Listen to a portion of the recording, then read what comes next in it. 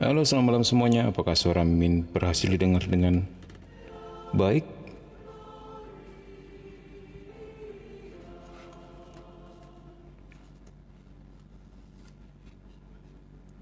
Agak miring ya layarnya. Kenapa ya? Kurang diangkat ya? Begini kali. Atau begini kali ya.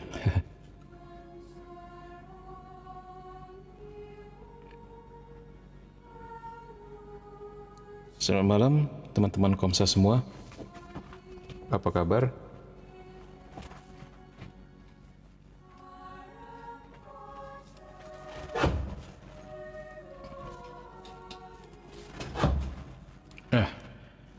Baik.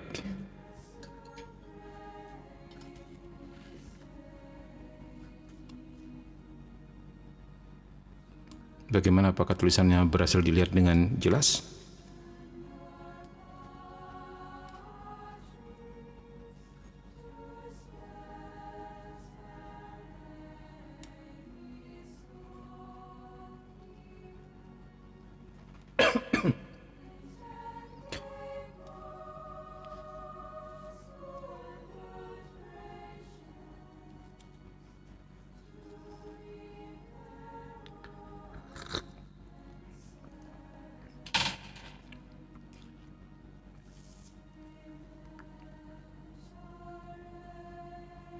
Sambil menunggu temanmu ya. Sambil menunggu.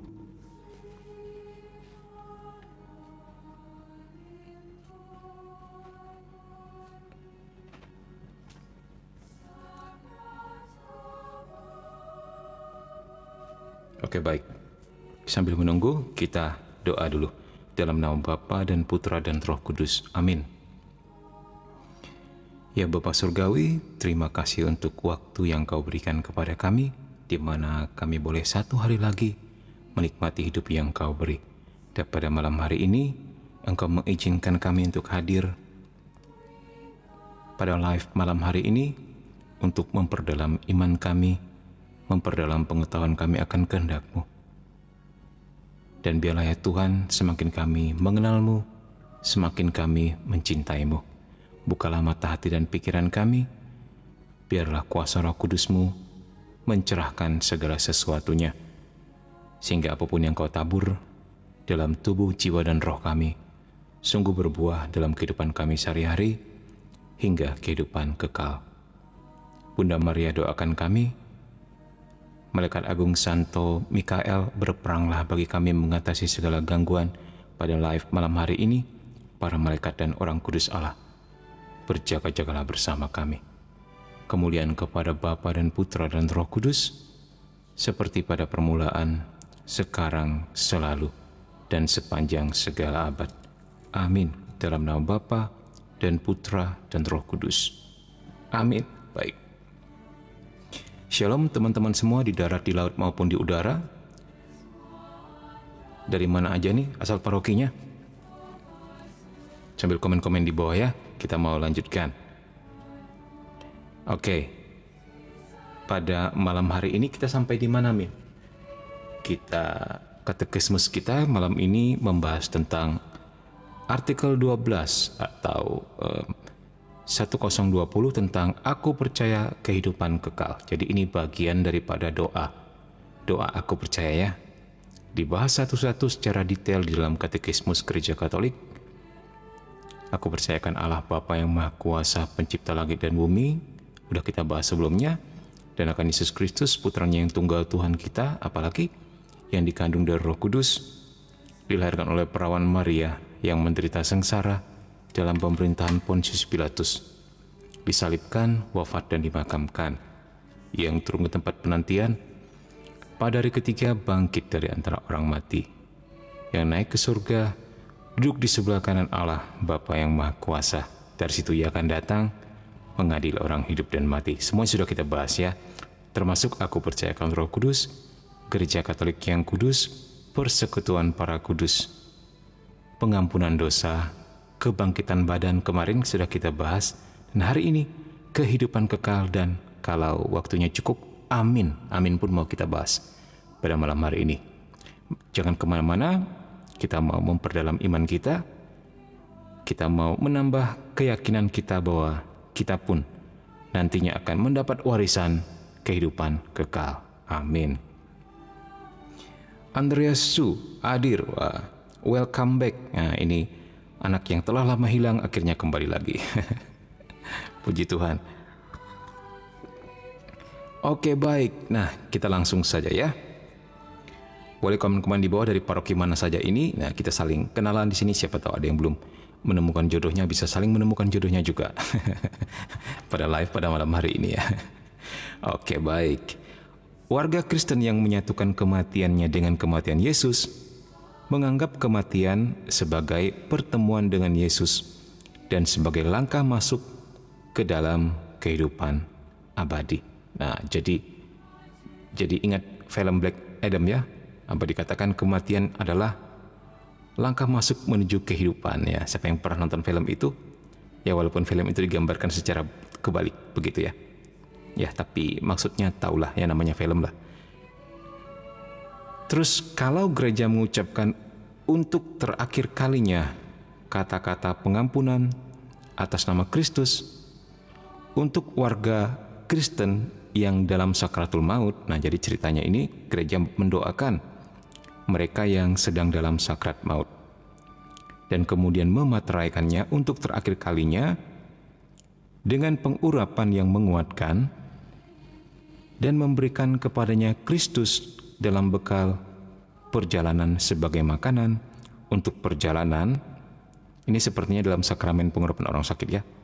Ia berkata kepadanya, jadi gereja berkata kepada yang didoakan itu dengan ketegasan yang lemah lembut. Nah, seperti ini indah sekali. Ini indah sekali. Doa penyerahan jiwa, ini boleh di screenshot ini. Nah, nanti pada bagian yang ini mungkin akan Mimin bikin VT tersendiri. Doanya seperti ini. Bertolaklah dari dunia ini, hai saudara-saudari dalam Kristus. Bisa juga disebutkan namanya begitu ya. Atas nama Allah Bapa yang Maha Kuasa yang menciptakan engkau. Atas nama Yesus Kristus, Putra Allah yang hidup, yang menderita sengsara untuk engkau. Atas nama Roh Kudus yang dicurahkan atas dirimu. Semoga pada hari ini engkau ditempatkan dalam ketentraman dan memperoleh kediaman bersama Allah dalam Sion yang suci, bersama Maria perawan yang suci dan Bunda Allah, bersama Santo Yosef dan bersama semua malaikat dan semua orang kudus Allah. Kembalilah kepada penciptaanmu yang telah mencipta engkau dari debu tanah. Apabila engkau berpisah dari kehidupan ini, semoga Maria bersama semua malaikat dan orang kudus datang menyongsong engkau. Engkau akan melihat penebusmu dari muka ke muka. Nah, ini doa yang indah sekali, yang menggambarkan tentang bagaimana keyakinan gereja terhadap kehidupan kekal, terhadap persekutuan para kudus, terhadap bersemuka dengan Tuhan pada tahap final, tidak lagi melewati perantara. Nah, ya. Amin, amin. Baik, kita lanjutkan ke halaman berikutnya.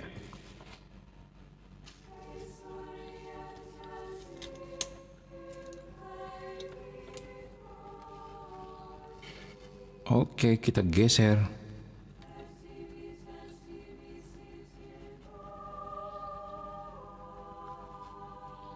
Apakah masih jelas?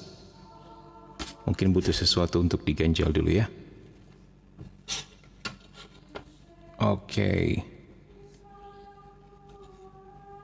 Pakai apa Min ganjalnya? Pakai power bank. Baik. Sekarang kita akan berbicara tentang pengadilan khusus. Nah, ingat kemarin berkali-kali Mimin selalu menyebut bahwa ketika kita meninggal, setiap orang akan mengalami dua pengadilan, yaitu apa? Pengadilan khusus dan pengadilan massal. Nanti kita akan lihat seperti apa itu keduanya satu persatu ya. Nah, ini dia. pengadilan terakhir. Nanti kita akan lihat satu-satu apa persamaannya, apa perbedaannya. Oke, baik. Ngomong-ngomong dari paroki mana aja ini, komen-komen di bawah ya. Kita melihat pada artikel 1021. Kematian mengakhiri kehidupan manusia. Masa padanya, maksudnya waktu, mengakhiri kehidupannya dan juga waktunya. Ia dapat menerima atau menolak rahmat ilahi yang diwahyukan di dalam Kristus. Nah, jadi selama hidupnya kepadanya telah diberikan pilihan apakah mau menerima rahmat ilahi atau menolaknya. Jadi kehendak bebas manusia. Tidak ada paksaan di sini ya Kisanak.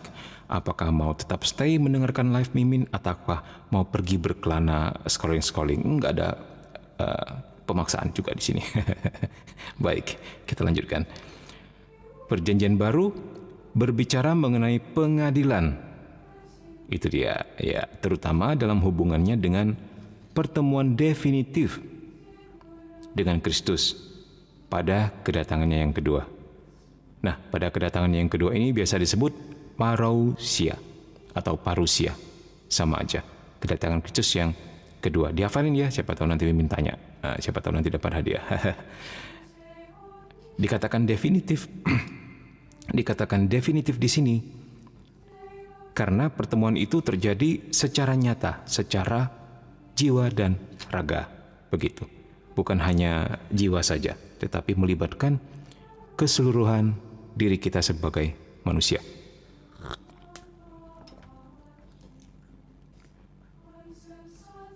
Oke, baik.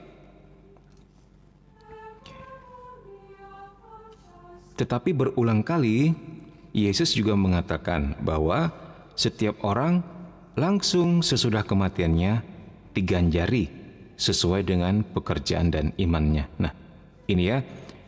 Jadi ada pengadilan terakhir, juga ada pengadilan khusus. Nah, ini dia, pengadilan khusus adalah yang langsung terjadi ketika kita meninggoy begitu. Nah, kita bisa melihatnya pada perumpamaan tentang Lazarus yang miskin. Tahulah mungkin kalian ceritanya ya. Kalau nggak tahu kita bisa buka Lukas 16:22. Bandingkan juga dengan Lukas 23:43. Lukas 16:22 deh. Tentang Lazarus yang ada di pangkuan Bapak Abraham dan orang kaya yang minta air daripadanya. Itu dia. Artinya apa? Artinya Lazarus telah mengalami pengadilan khusus dan ditempatkan di tempat penantian. Kenapa dikatakan tempat penantian? Karena pintu surga belum terbuka. Yesus Kristus belum mati dan bangkit dalam penebusan yang menjadi tugasnya. Terus, dan kata-kata yang Kristus sampaikan di salib kepada penyamun yang baik. Nah, pada hari ini juga, masih ingat apa kalimatnya?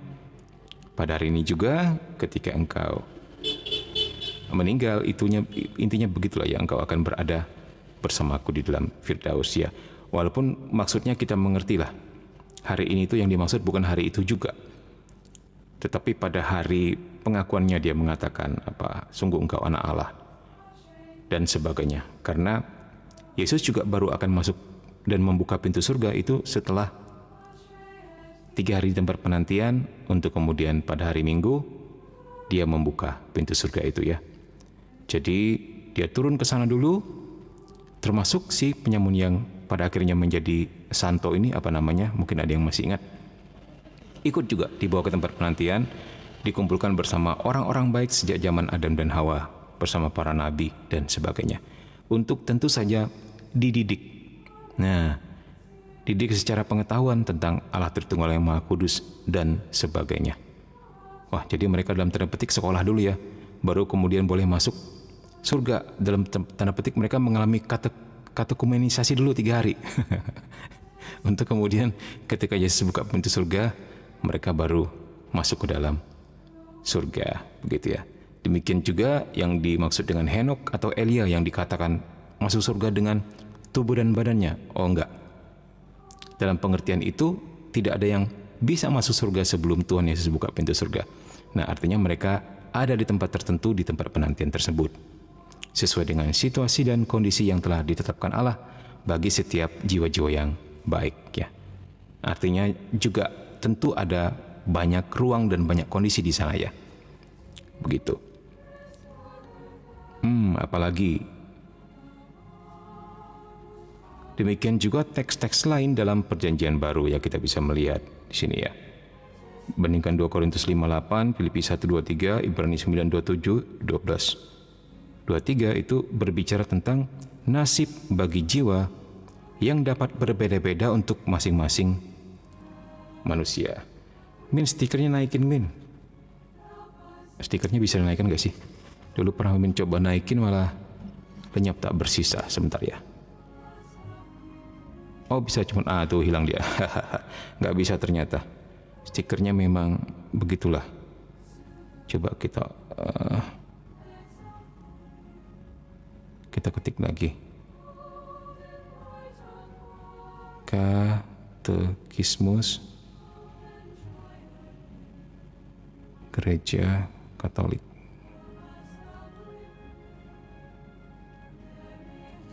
Nah, dia nggak bisa naik lagi, hanya bisa ya mungkin di sinilah maksimal.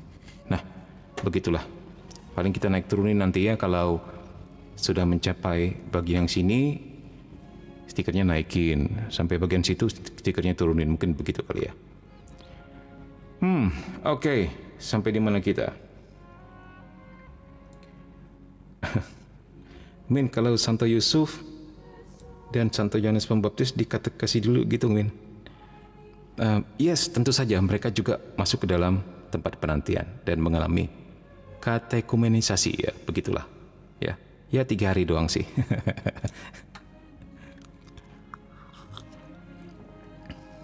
Ya, ternyata katekumen berlaku bukan hanya di bumi ini, ya. Ternyata di tempat penantian juga mereka mengalami katekumenisasi, ya, luar biasanya. Jadi puji Tuhan, di sini siapa tahu ada katekis-katekis, berbahagialah kalian karena kalian masih punya pekerjaan juga di surga. Cuman nggak tahu digaji pakai apa nanti, ya. Kan nggak mungkin pakai dolar atau pakai koin gitu kan. Oke. Baik. Oke. 1022. Masih berbicara tentang kematian. Pada saat kematian, setiap manusia menerima ganjaran abadi dalam jiwanya yang tidak dapat mati. Nah, jadi jiwa manusia nggak dapat mati. Ini berlangsung dalam satu pengadilan khusus yang menghubungkan kehidupannya dengan Kristus. Begitu, ya.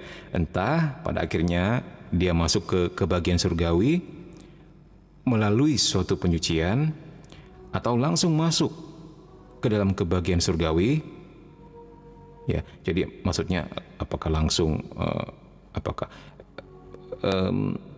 lewat api penyucian dulu, atau langsung masuk surga, atau bahkan mengutuki diri sendiri untuk selama-lamanya di neraka, maksudnya begitu. Nah, jadi hanya ada 2 sebenarnya, surga dan neraka. Nah, tapi ada manusia yang dengan kondisi tertentu mesti melewati api penyucian dulu, karena jelas sekali di surga tidak boleh ada satu cacat celah pun. Begitu. Jadi yang masih burik-burik, masih apalagi yang masih memiliki sedikit cacat celah, itu mesti dibersihkan dulu. Kita berdoa semoga kita tidak memiliki banyak cacat celah, ya, supaya enggak lama masa kita di api penyucian.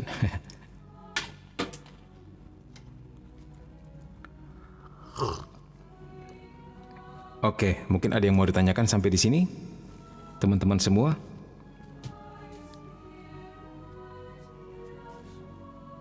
Nah, ini yang baik sekali. Mimin suka menggunakan ini nih, kata-kata mutiara ini. Biasanya kalau Mimin sedang foto di tempat-tempat tertentu, di di sunset, ya, terus tampak belakang gitu, terus Mimin suka menggunakan kutipan ini dari Santo Yohanes Salib. Pada malam kehidupan kita, kita akan diadili sesuai dengan cinta kita. Wow, ini keren. dengan cinta, coy. Ya. Bagaimana cinta kita kepada sesama, bagaimana bahkan cinta kita kepada musuh, terlebih lagi cinta kita kepada Tuhan. Jadi cinta itu sendiri yang akan mengadili kita. Puji Tuhan. Siapa yang cintanya besar, maka dia masuk surga di rumah yang besar. Begitu kali ya. Kan Tuhan Yesus mengatakan di surga, di rumah Bapakku banyak tempat tinggal, ya. Begitu kan. Jadi siapa tahu yang rumahnya paling besar mungkin yang paling baik, begitu kan. Rumah Bunda Maria nggak tahu sebesar apa gitu ya. Mungkin ada kolam renangnya, ada apa lagi ya, ada tempat bermain tenis gitu kan, atau bermain bowling mungkin ya, dengan bunganya lebih banyak dan sebagainya. Wah, itu nggak terbayangkan ya. Sejauh mata memandang, sejauh hati berkeinginan, itu nggak terbayangkan pastinya. Nah, sekarang kita sampai ke surga. Siapa yang pingin ke surga duluan, dipersilahkan ya. Mimin sih masih pingin lama-lama di sini dulu supaya bisa memberi katekese. Oke, 1023. Pada diam-diam aja nih. Apakah mengerti, tidak mengerti, atau tersepona? Atau terhura? Baik. Surga. Orang yang mati dalam rahmat dan persahabatan Allah dan disucikan sepenuhnya akan hidup selama-lamanya bersama Kristus. Nah, jadi mereka yang meninggal di dalam rahmat dan di dalam persahabatan dengan Allah itu disucikan sepenuhnya.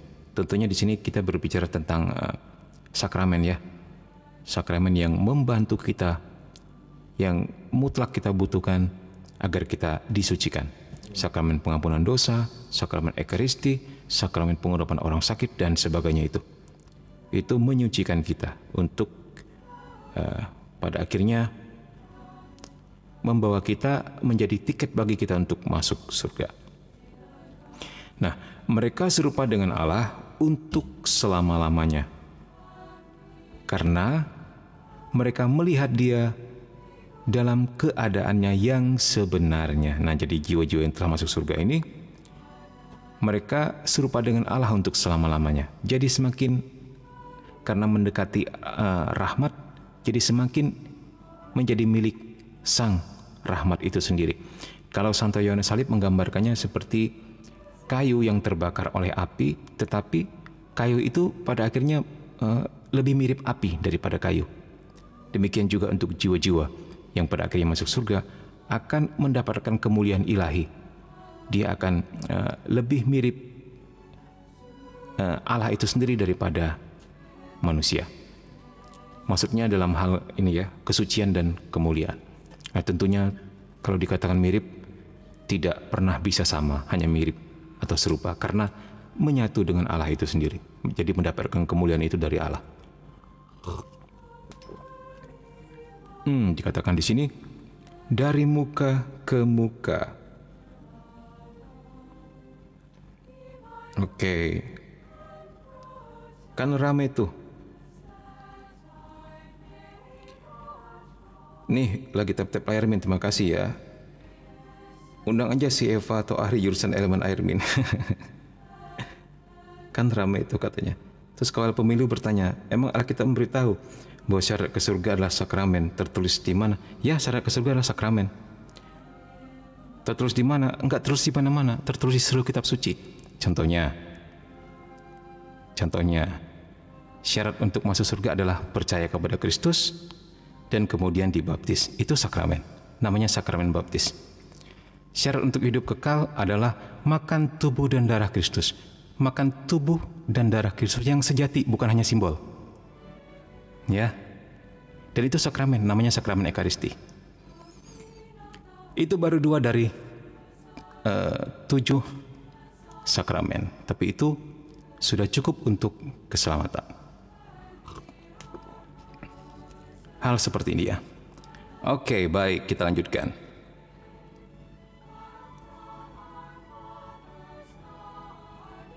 Nah, ini mungkin ada yang tahu lagunya ini. dari muka ke muka.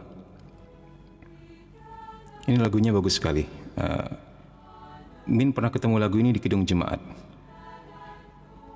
Dari muka dengan muka aku pandang penebus. Mungkin pernah ada yang dengar. Itu keren banget lagunya. Mimin suka sekali dengan suaranya Herlin Pirena. Waduh, mendayu-dayu. Luar biasa. Oke, nah ini bagus sekali dikatakan oleh Benediktus ke-12. Kami mendefinisikan berkat wewenang apostolik bahwa menurut penetapan Allah yang umum, jiwa-jiwa semua orang kudus dan umat beriman yang lain yang mati sesudah menerima pembaptisan suci Kristus. Nah, ini sakramen baptis ya. Kalau mereka memang tidak memerlukan suatu penyucian ketika mereka mati, atau kalaupun ada sesuatu yang harus disucikan atau akan disucikan ketika mereka disucikan setelah mati, sudah sebelum mereka mengenakan kembali tubuhnya dan sebelum pengadilan umum. Nah, ini berbicara tentang untuk jiwa yang telah meninggal yang kemudian mengalami pengadilan khusus dan kemudian ditentukan tempatnya ya, apakah di surga, langsung masuk surga, atau lewat api penyucian dulu, atau di neraka. Nah, sambil menunggu kedatangan Kristus yang kedua, mereka berada di tempat tersebut. Dikatakan di sini, sudah sebelum mereka mengenakan kembali tubuhnya dan sebelum pengadilan umum tadi ya, sesudah kenaikan Tuhan dan penyelamat kita Yesus Kristus ke surga. Ini maksudnya sesudah peristiwa penebusan. Jadi kita sudah bisa masuk ke surga karena pintu surga telah terbuka.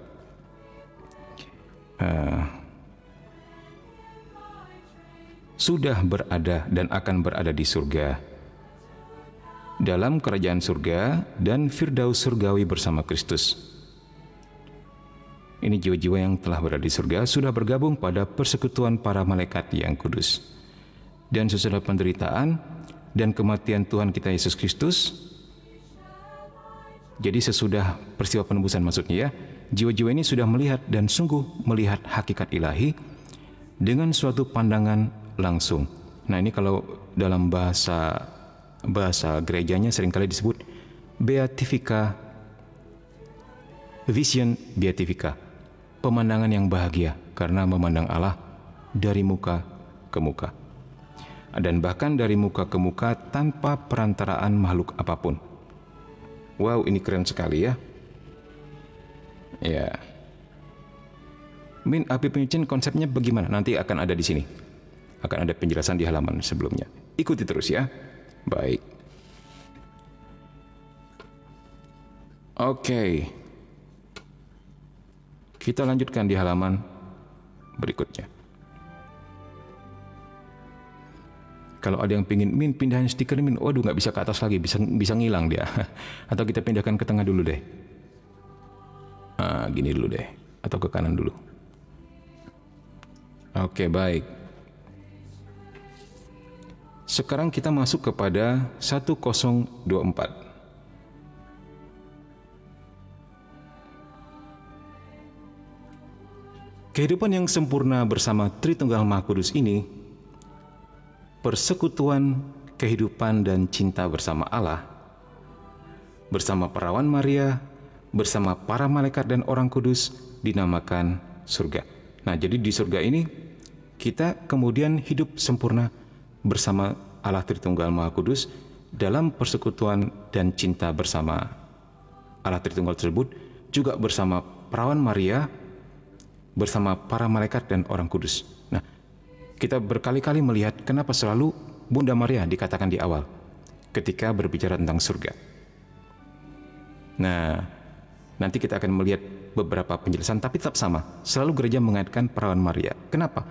Karena hanya dia manusia yang telah duluan ke surga dengan jiwa dan raga setelah Yesus.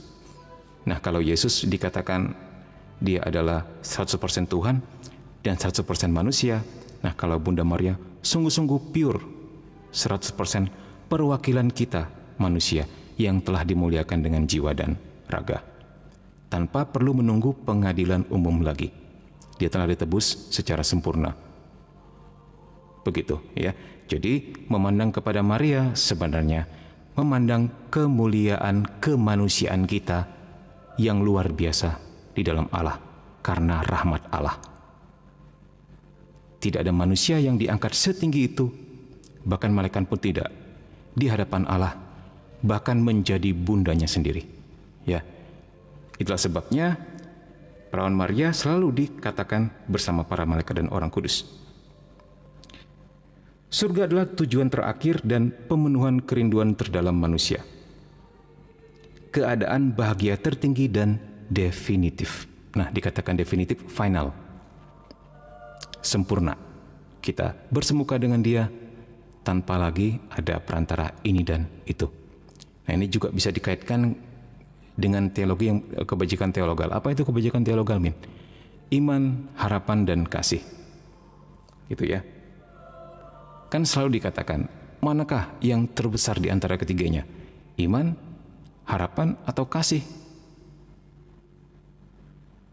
Nah, masih ingat apa yang terbesar? Iman, harapan, atau kasih? Oke, kita persingkat saja. Yang terbesar adalah kasih. Yes, benar sekali. Wah, kalian ternyata luar biasa dalam kelas katekesi ini ya. Kenapa kasih yang terbesar? Ada yang tahu? Kenapa bukan iman? Kenapa bukan harapan? Ya mau tak mau ya jadi autofokusnya geser-geser karena harus begini supaya dianggap kerja oleh TikTok. Kalau nggak di ban dianggap nganggur kalau nggak ada yang bergerak di layar. Ya, kenapa kasih yang paling besar?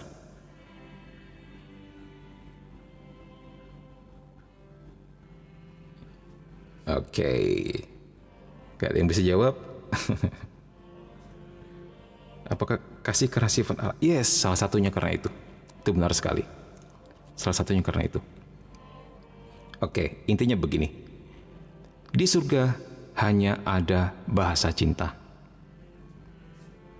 Hanya ada bahasa cinta. Kita tidak lagi memerlukan iman di surga. Karena sudah bersemuka sama Dia. Iman dikatakan apa? Iman adalah percaya terhadap sesuatu yang tidak kelihatan. Kan begitu. Sementara di surga kita sudah bersemuka sama Dia. Oke, kita coret. Harapan, nggak perlu berharap lagi. Semuanya sudah terpenuhi, sudah bersemuka dengan Dia. Coret. Kasih, yes. Karena Allah adalah kasih. Dan ada lagunya nih. Pada akhirnya antara kita dengan Allah dan semua para kudus di surga, hanya ini yang kita lakukan. Kita bicara dalam bahasa cinta, tanpa suara, tanpa sepatah kata. Nah, mungkin kita nggak perlu ngomong lagi, udah saling mengerti. Wow, keren ya. Oke, baik. Nah, sekarang kita lanjut. 1025.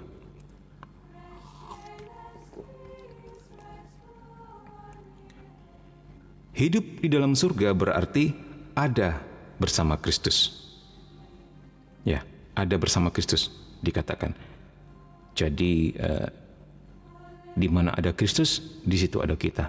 Di mana ada kita, di situ ada Kristus. Karena bahkan matahari nggak ada lagi, dan anak dombalah yang menjadi penerangnya. Dengan kata lain, Kristus adalah segala-galanya bagi kita. Kaum terpilih, nah, semoga kita semua jadi kaum terpilih ya. Untuk Dinda, apalagi yang sangat rajin ikut live, Just Tomato, Andre, masih ada nggak Andre? Siapa lagi? Kawal Pemilu, siapa lagi? Dan sebagainya. Salve min salve, dari Duc in Altum. Semoga kita semua menjadi bagian daripada orang-orang terpilih ya. Kaum terpilih hidup di dalam Dia, maksudnya di dalam Yesus. Mempertahankan, atau lebih baik dikatakan, menemukan identitas yang sebenarnya dan namanya sendiri. Nah, ini keren sekali ini. Ini keren sekali. kaum terpilih. Kaum terpilih itu mereka yang masuk surga, maksudnya begitu. Ada di dananya. Ya Min, saya nggak ngerti kaum terpilih. Emang kenapa kalau nggak terpilih? Ya, dalam hal ini kita berbicara tentang pengadilan terakhir. Ya, yang terpilih masuk surga, yang nggak terpilih adalah mereka yang gagal masuk surga. Begitulah. Singkatnya begitulah. Ya. Nah ini yang menarik ya. Kaum terpilih hidup di dalam Dia, mempertahankan atau lebih baik dikatakan menemukan identitas yang sebenarnya, namanya sendiri. Nah ini menarik. Kenapa? Manusia hanya bisa menemukan jati dirinya sendiri di dalam Allah, di dalam Kristus. Nggak bisa lepas dari itu. Pertama, tujuan penciptaan manusia bahkan alam semesta, ya, adalah untuk pada akhirnya manusia ini bersama semua makhluk berbahagia bersama Tuhan atas pilihan dan kesadaran sendiri untuk ikut Tuhan. Jadi, kalau kita melenceng dari visi dan misi ini, kita nggak akan pernah menemukan identitas kita sebagai makhluk yang seharusnya mencintai Tuhan dan tujuannya selalu ke arah sana. Kita akan kehilangan identitas tersebut. Nah, coba kita lihat di Wahyu 2:17. Yang punya Alkitab, ayo.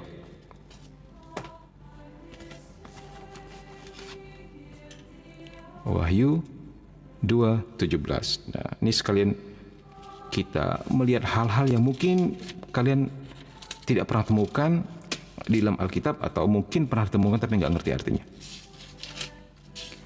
Wahyu 2:17. Nah, apa itu?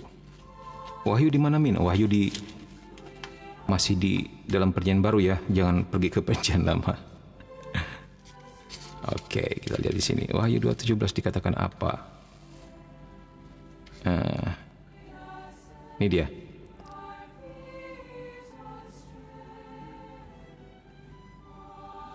Nih, barang siapa menang, kepadanya akan kuberikan dari mana yang tersembunyi. Mana itu makanan di padang gurun. Masih ingat itu ya? Masih ingat ketika kita dulu pernah 40 tahun berkeliling-keliling di padang gurun untuk masuk ke tanah Kanaan, karena suka bersungut-sungut, karena kadang menyembah berhala dan sebagainya, jatuh bangun begitu ya. Tuhan memberi makan dengan mana. Nah, ini ada mana lain lagi, mana yang tersembunyi. Kepadanya akan kuberikan mana yang tersembunyi. Dan aku akan mengaruniakan kepadanya batu putih. Nah, batu putih ini, ya, ceguan. Yang di atasnya tertulis nama baru yang tidak diketahui oleh siapapun selain oleh penerimanya. Wow, ini identitas kita. Identitas kita di sini, ya, sebagai pemuji, pemulia dan penyembah Tuhan. Hanya disitulah baru visi dan misi hidup kita yang diberikan Tuhan akan terlaksana dan berhasil. Secara aplikasi dalam kehidupan sehari-hari gimana? Maksudnya gini, kamu jangan dengarkan apa kata orang tentang dirimu bahwa kamu begini, begitu, enggak. Kamu dengarkan apa kata firman Tuhan tentang dirimu, bahwa engkau adalah citra Allah, engkau teramat indah, bahwa Tuhan punya rencana yang besar terhadap hidupmu. Itulah identitas dirimu. Itulah identitas kita. Kita bukan anak-anak dari dunia ini, tetapi kita anak-anak terang. Ya, dilukiskan dengan sangat baik di lagu You'll Say, singkatan dari You Will Say, You'll Say kalau salah, atau You Say ya, yang dinyanyikan oleh Lauren Daigle itu yang dapat Grammy ya. Pada akhirnya orang baru tahu ternyata itu lagu rohani. Itu keren banget. Itu keren banget ya. Ya, batu putih. Just Tomato bertanya, Just Tomato yang berjumlah 562 tomat. Min, jadi kita jadi pengikut Kristus karena dipilih Yesus dan bukan kita yang milih Yesus. Itu sebenarnya hanya bahasa saja. Sebenarnya kita yang milih. Ya, itu sebenarnya hanya bahasa kiasan saja sebenarnya.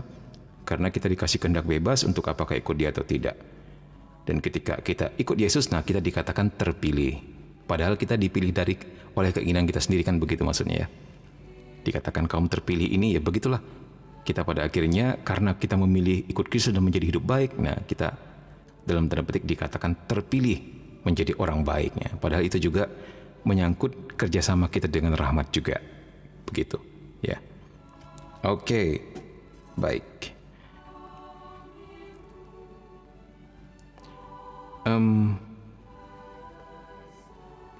Nah, ini Santo Ambrosius. Hidup berarti ada bersama Kristus. Di mana ada Kristus, di sana dengan sendirinya ada kehidupan. Di sana ada kerajaan. Wow. Ya. Wah, ini ada the best pertanyaan nih. Min, mau tanya nih, apa arti mimpi berjalan di padang gurun yang hijau ya? Semuanya hijau-hijau, bukit-bukit hijau. Ada best bagaimana? Setelah mimpi itu kamu mengalami apa? Biasanya kita lihat dari buah-buahnya dulu. Kalau buah-buahnya positif untuk jiwamu ya, misalnya kamu ternyata lebih tenang, lebih lapang. Salah satu tandanya mimpinya nggak bisa dilupakan, sangat berkesan. Bisa jadi mungkin ada pesan yang mau disampaikan dari Yang Maha Tinggi kepadamu. Oke, secara rohani saja, ini sebagai pendapat Mimin saja, boleh dengarkan boleh enggak. Biasanya kalau mimpi tentang padang gurun yang hijau itu tuh semuanya hijau, bukit hijau, itu lambang kehidupan. Ya, kamu sedang menemukan hidup baru di dalam hal spiritualmu, begitu. Kalau naik gunung biasanya itu perjalanan rohani ke atas. Hal-hal seperti ini tentang tumbuhan hijau, pohon besar yang hijau, itu semuanya mengarah ke hal rohani. Ya, tapi ini sekedar pendapat pribadi Mimin yang boleh percaya atau tidak.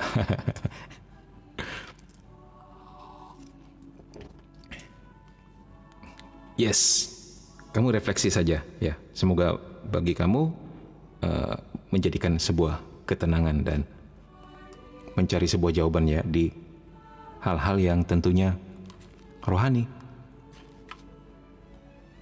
Jangan pergi ke dukun ya.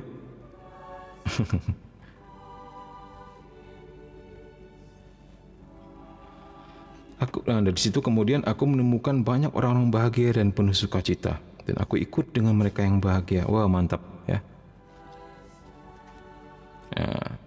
Tapi ini artinya positif. Detailnya hanya kamu yang akan mengerti pada akhirnya nanti detailnya seperti apa. Ini artinya positif banget. Kamu menemukan orang-orang yang berbahagia dan kamu ternyata turut ambil bagian dalam kebahagiaan tersebut. Ya, ini sangat positif sekali.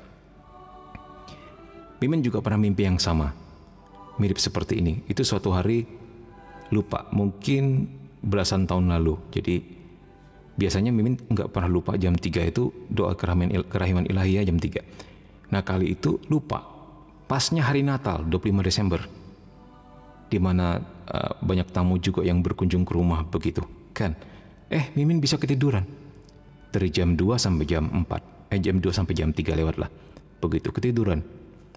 Ya mungkin teman-teman yang mau datang janjinya mungkin sudah tadi pagi atau ada yang lebih malam begitu kan, jadi lebih santai sehingga bisa ketiduran.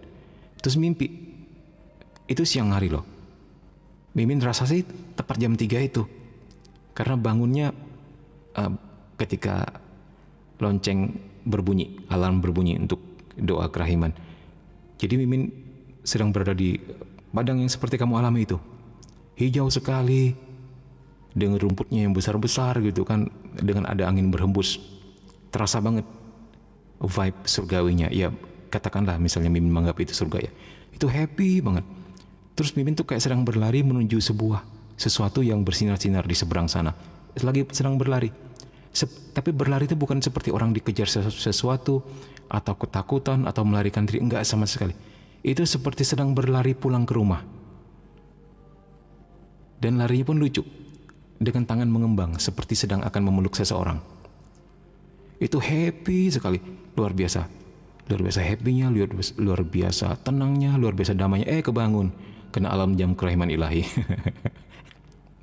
Ketika bangun langsung berurai air mata, tapi langsung yang Mimin berdoa begini, Tuhan, saya ingin semua teman-teman saya mengalami kebahagiaan seperti ini. Itu doa yang Mimin ingat, yang pertama langsung Mimin ucapkan ketika bangun. Nah ya, itu bagi Mimin ini pengalaman rohani sih. Ya, semoga semua mimpi seperti ini, tentunya yang positif seperti ini ya, pada akhirnya membawa kita lebih dekat kepada Tuhan Yesus. Dan kita sendiri tentunya yang paling tahu pada akhirnya apa arti mimpi tersebut, ya. Mantap, luar biasa. Hey, thank you Bang, sama-sama, God bless ya. Benar, aku mimpi di jam terus yang wow, luar biasa. Mungkin memang padang rumput itu bukanya siang-siang kali. Begitu ya. Puji Tuhan ya. Semoga ini menjadi sebuah tanda positif kita untuk lebih mendekatkan diri kepada Yesus. Amin.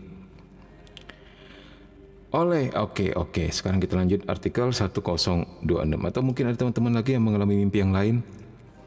Mungkin boleh komen-komen dan boleh cerita-cerita ya. Siapa tahu kita bisa share. Shalom dari umat Santo Yosef Kubing Bang, luar biasa. Yosef, how are you? Wah, ini teman kita dari Kubing, dari Sosok, Kalimantan Barat ini. Ya, ini kemarin mereka mengadakan SHB, Seminar Hidup Baru, itu luar biasa sekali ya, rahmat yang Tuhan curahkan di sana juga. Dan luar biasanya apa? Karena persiapan mulai dari persiapan panitianya itu sudah Tuhan berkati ya. Doa-doa para panitianya juga, doa-doa anggota para tim juga. Nah, ketika acara itu kemudian berlangsung di sana, banyak sekali mukjizat yang Tuhan curahkan. Bukan karena kesucian orang tertentu atau kelompok tertentu, oh tidak, sama sekali. Itu karena doa-doa sebelumnya. Mulai dari persiapan panitia, doa-doa panitia, terus tim yang juga doa dan puasa begitu. Nah, ketika acaranya tiba, Tuhan akan leluasa mencurahkan rahmatnya. Teman-teman kalau ingin lihat videonya bisa lihat di VTV Mimin ya. Lihat aja beberapa minggu yang lalu atau beberapa hari yang lalu Mimin posting tuh. Luar biasa kerjaan Tuhan di situ. Dan bulan apa? Habis Paskah, bulan Mei nanti pastor di Ambawang juga minta diadakan SHB di sana, ngundang tim kita. Siapa tahu tim dari Kubing juga mau hadir, beberapa orang gitu boleh ikut ya. Oke, nanti dikabari deh tanggal pastinya. Mohon doa aja semoga semuanya dilancarkan, amin. Bang, aku mau nanya Bang, silakan. Tanya apa? Oh ya, salam untuk rekan-rekan di Kubing. Salam untuk semuanya. Baik. Nah, sambil kalian mau tanya apa, kita bahas berikutnya ya.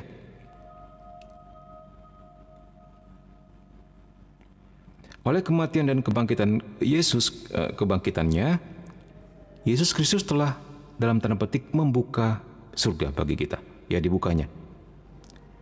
Jadi hari Sabat itu sendiri nggak cukup kalau kita nggak sampai ke hari Minggu, yaitu ketika Yesus mati dan bangkit. Jadi jangan heran kalau orang Kristen ibaratnya hari Minggu, karena Yesus sendiri telah menguduskan hari itu dengan kematian dan kebangkitannya. Kehidupan orang bahagia berarti memiliki secara penuh buah penebusan Kristus. Ya, jadi kita mendapatkan rahmat dari penebusan Kristus, yaitu penghapusan dosa asal tentunya, dan sekian banyak sakramen ya. Yesus mengundang mereka yang selalu percaya kepadanya dan tetap setia kepada kehendaknya untuk mengambil bagian dalam kemuliaan surgawinya. Surga adalah persekutuan bahagia dari semua mereka yang bergabung sepenuhnya dengan Dia. Nah, jadi ini sebuah undangan. Surga ini sebuah undangan ya. Nah, apakah kita pada akhirnya menggunakan pilihan bebas kita atau kehendak bebas kita untuk ikut Tuhan, untuk menjawab undangan itu, atau kita merobek-robek surat undangan itu dan membuangnya ke tempat sampah? Pilihan di tangan kita. Jadi kalau dikatakan seperti ditanya oleh Just Tomato tadi, yang dikatakan kaum terpilih adalah sebenarnya pilihan kita. Pilihan kita yang memposisikan kita berada di kubu mana? Kubu terpilih atau kubu yang gagal dalam pemilihan.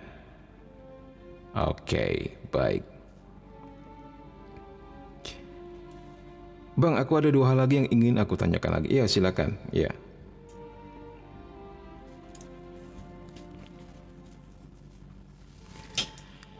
Bang, aku barusan berdiskusi dengan konten rohani Kristen dan di dalam konten itu menyatakan bahwa Allah itu baik gitu ya, sungguh baik bagiku. Sebentar, Mimin ambil minum dulu ya. Oh, sorry.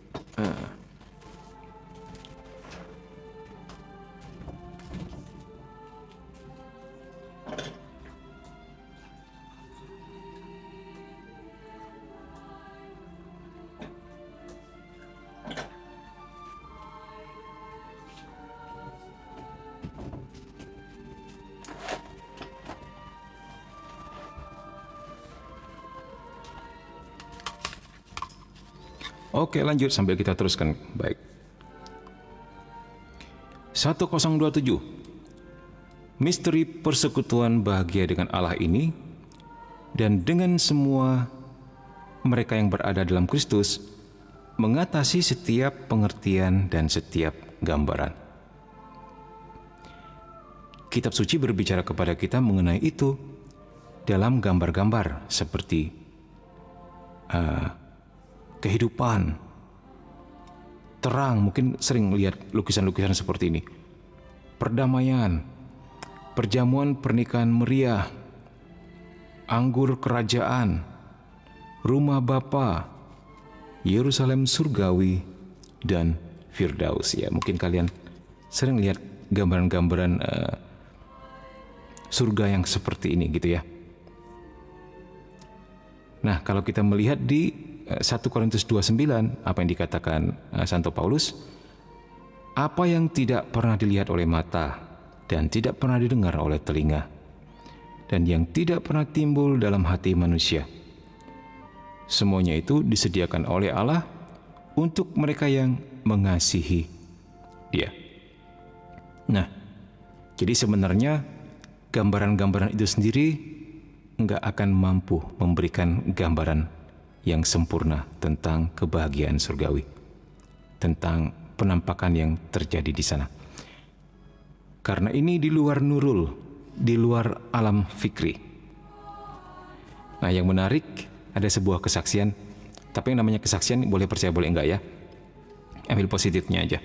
Ada sebuah kesaksian seorang anak mungkin pernah mendengar atau pernah tahu namanya Akiane Kramarik.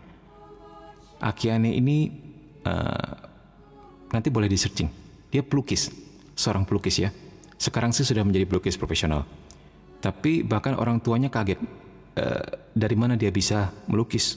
Karena anak ini agak terisolir, nggak pernah dileskan ini itu, nggak pernah nonton TV, nggak pernah dengar radio. Tiba-tiba usia 4 tahun, ya bisa melukis. Nah, jadi anak ini cerita, dia mengalami sesuatu pada usia 4 tahun, mengalami sebuah vision tentang Tuhan Yesus yang menampakkan diri kepadanya dan memperlihatkan kepadanya sebuah dunia yang penuh dengan warna yang enggak ada di bumi. Wah, itu mengagetkan. Juga dia mendengar suara yang luar biasa merdu, indah dan enaknya, suara yang enggak pernah didengar di bumi. Dia mengatakan itu bahkan sampai sebesar ini pun sekarang usianya sudah belasan mungkin. Enggak pernah lagi mendengarkan dan melihat pemandangan seperti itu dan mendengar suara seperti itu. Makanya dia berani mengatakan enggak pernah terdengar di bumi ini. Katanya ada warna-warna yang enggak ada di bumi. Wah, itu warna apa kita enggak pernah tahu. Nah, pada akhirnya lukisan-lukisannya sangat mistis. Ya, dan lukisannya dijual. Dijual lukisannya. Dia lukisan terkenal adalah The Prince of Peace, Pangeran Damai. Dia melukis tentang Yesus. Usia kalau nggak salah waktu itu dia usia 7 tahun, dia melukis tentang lukis yang dia beri judul Prince of Peace ini, Pangeran Kedamaian. Itu paling laris. Dia menggambarkan Yesus wajahnya ya seperti itu, seperti yang dilihatnya ketika dia mendapat vision atau penampakan tersebut dengan mata yang sangat indah. Nah, lucunya lagi-lagi ini boleh percaya apa enggak ya namanya kesaksiannya. Ada kesaksian lain lagi seorang anak usia 4 tahun yang, ini 4 tahun juga anak nih, mengalami usus buntu atau gimana sehingga dia sakit ya dan harus dioperasi. Nah, kemudian pada akhirnya dia dibawa Tuhan ke surga dan bertemu dengan Tuhan Yesus dan sebagainya. Nah, ketika dia kemudian selamat ya, kembali hidup, dia bercerita, orang tuanya awalnya nggak percaya, pada akhirnya juga percaya. Ceritanya panjang, nanti boleh dicari lagi-lagi boleh percaya atau enggak ya. Kalau nggak salah namanya Colton ya, dalam buku yang berjudul Heaven is Real atau surga itu nyata. Kemudian dia bilang orang tuanya nunjukkan seperti apa wajah Yesus itu. Pokoknya anak ini mengatakan matanya sangat indah, gitu aja yang dia bisa lihat. Nah suatu hari ketika dia lagi berkunjung kemana, dia lihat lukisan si Akiane Kramaric ini, si cewek ini yang melukis tentang Prince of Peace ini. Langsung dia tunjuk, nah seperti ini katanya Yesusnya yang dia lihat, seperti ini. Tapi bahkan si Akiane Kramaric sendiri ketika dia melukis gambar Yesus, dia sambil menangis. Katanya mau seindah apapun lukisan ini nggak bisa menggambarkan betapa indahnya mata itu. Ya, itu luar biasa. Ya, itu dia.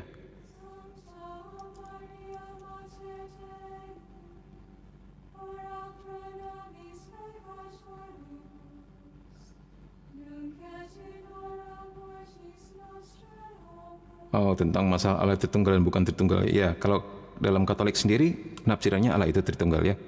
Sementara banyak dinomen yang lain ya mungkin mempunyai tafsiran sendiri-sendiri. Nah, jadi kalau untuk mengerti hal yang kita bahas di sini, masuklah dalam pengertian Katolik bahwa Allah itu Tritunggal, baru kemudian semuanya bisa terserap dengan sempurna. Baik.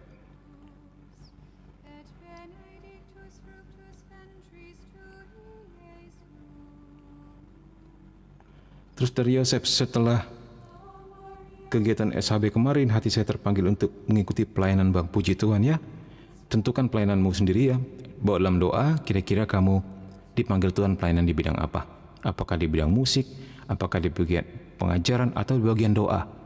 Misalnya mendoakan orang sakit atau mendoakan orang yang kerasukan setan, macam-macam nanti pada akhirnya. Ya walaupun kita dikatakan sebaiknya menguasai semua, nggak boleh pilih-pilih kebenaran dan pilih-pilih pelayanan, tapi it's okay. Pada akhirnya kita akan menjadi ahli dalam satu atau dua hal. Begitu. Ya. Bawa dalam doa, dan tentu nanti kalau kita kesempatan kembali lagi ke sana, kita boleh pertemuan lagi ya, satu hari begitu. Dengan teman-teman di Kubing. Nanti mungkin kita belajar tentang bagaimana memuji dan menyembah Tuhan dulu. Nah pada akhirnya nanti bagaimana kita memanfaatkan karunia-karunia Tuhan dan sebagainya. Ya berdoalah semoga semuanya dilancarkan. Tapi tentu sehabis Paskah ya. Oke.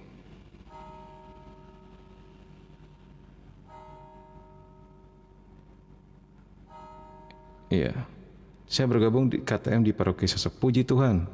Bergabung dimanapun. Oke, ya. Ya. Dan bertumbuhlah dalam komunitas tersebut. Itu yang paling penting. Yang paling penting adalah kita bisa bertumbuh. Karena tujuan Komsa ketika pelayanan ke pedalaman adalah mengkoordinir para pelayan-pelayan Tuhan dari komunitas apapun untuk ayo sama-sama kita puji Tuhan. Ayo sama-sama kita aktif dalam setiap pelayanan kita. Dalam setiap kekayaan gereja. Namanya kekayaan gereja Katolik ya. Ada yang suka Legio Maria, ada yang suka Kerahiman Ilahi, ada yang KTM, ada yang seperti PDP Rafael, KRK di mana-mana, ada yang suka meditasi atau meditatif, ada yang suka seperti Komsa, pelayanan-pelayanan gitu. Bahkan dan pelayanan Komsa kan selain memberi SHB juga mendoakan orang sakit dan pengusiran setan. Nah seperti itu. Ya macam-macam, itu semuanya kekayaan gereja. Semoga semua komunitas-komunitas ini bertumbuh bersama, tidak saling gontok-gontokan. Ya. Yang satu mengatakan kalau sudah bergabung di sini jangan gabung di sana lagi. Ya.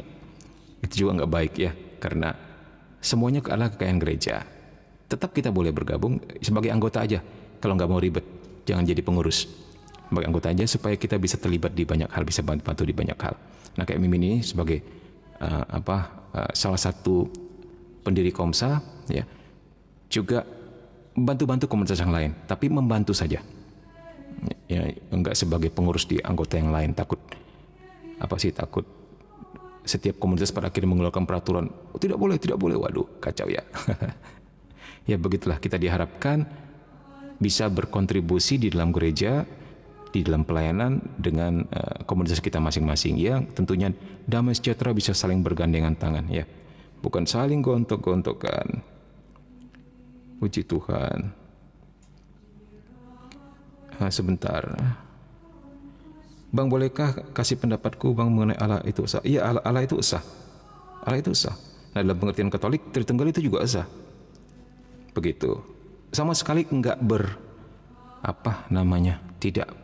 bukan satu yang kontradiktif itu. Ya. Allah itu satu dalam Katolik, Allah itu satu dalam 3 pribadi, Bapa, Putra, dan Roh Kudus. Ketiganya satu, begitu. Ya. Jadi di mana ada Yesus, di situ ada Bapa dan Roh Kudus. Di mana ada Roh Kudus, di situ ada Yesus dan Bapa. Di mana ada Bapa, di situ ada Yesus dan Roh Kudus. Begitu. Ketiga yang esa. Nah, sering ada lagu, segala puji, hormat, syukur ku naikkan bagimu, Allah Bapa, Allah Putra, Allah Roh Kudus. Terus Haleluya. Masa Paskah nggak boleh nyebut Haleluya, kita ganti puji Tuhan. Puji Tuhan lagu ya, puji Tuhan ketiga yang esa. Nah begitu seringkali lagunya. Oke.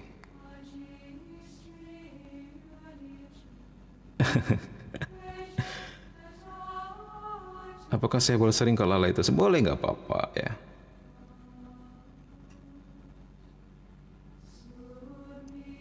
Selamat malam Min, selamat malam senja kelana. Gimana? Ini sudah malam, kamu masih senja aja. Berkelana kemana-mana. Oke, baik.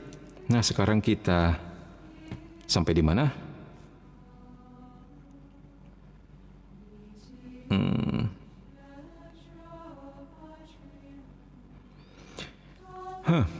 Sampai di 1027.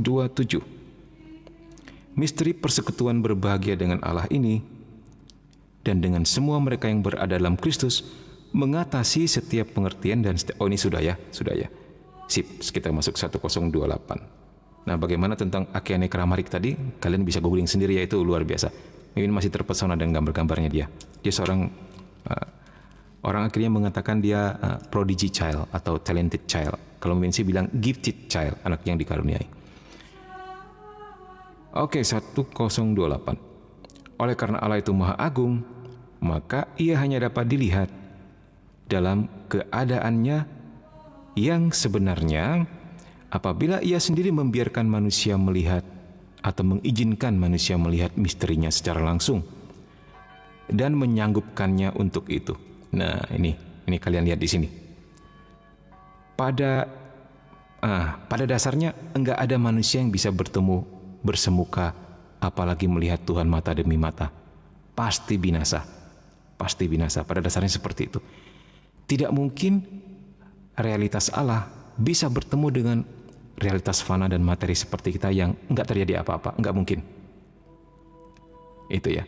Jadi jangan heran kalau para nabi-nabi di Perjanjian Lama ketika harus menghadap gunung Allah, atau bahkan orang Yahudi ketika masuk ke dalam bait suci itu ya harus pakai cadar dan sebagainya, karena bagi mereka menatap Allah secara langsung pasti mati.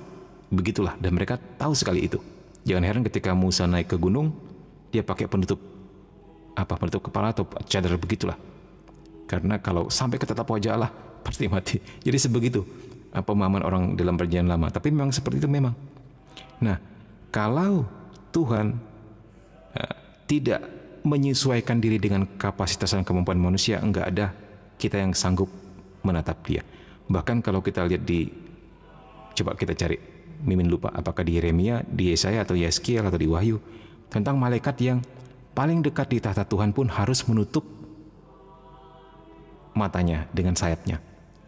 Ya, sambil menyanyikan lagu kudus-kudus, apakah itu serafim atau serubim ya? Coba kamu cek nanti. Harus menutup matanya loh di hadapan yang maha tinggi. Mereka pun nggak bisa memandang Tuhan secara langsung. Kalau Tuhan tidak mengizinkan, kecuali kalau dia mengizinkan dan membiarkan, maka pasti dia menurunkan levelnya, menurunkan gradasinya sehingga sanggup menyesuaikan dengan kapasitas kita. Intinya seperti itu ya. Nah, memandang Allah dalam kemuliaan surgawi secara demikian, nah ketika Tuhan sudah mengizinkan kita ketika kita pada akhirnya masuk surga ya, dan diizinkan boleh menatap dia. Nah, memandang Allah dalam kemuliaan surgawinya yang secara demikian dinamakan gereja sebagai Visio Beatifica.